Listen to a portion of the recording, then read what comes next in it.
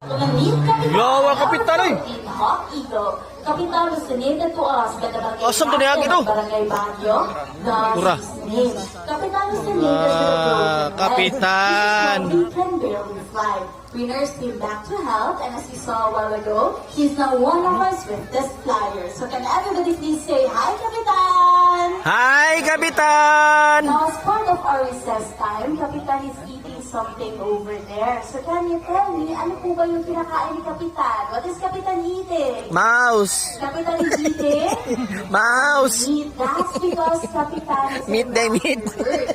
And raptor birds are birds that eat meat, like beef, fish, rabbits, at iba pa. Now, did you know that there are actually two kinds of raptors? The diurnal and the nocturnal. Kapitan over there is a diurnal raptor or raptor na gising sa umaga. Now, who can give an example for raptor that is awake at night? Owl. So speaking of owls, everyone, I want you to look at the right side of the amphitheater.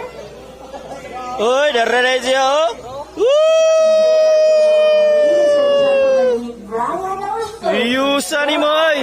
Now, when Brian was flying from the window pane up to the stage over here, did you hear anything? May narinig po ba kayo? Wala! Sure, wala. That's because owls have a silent flight.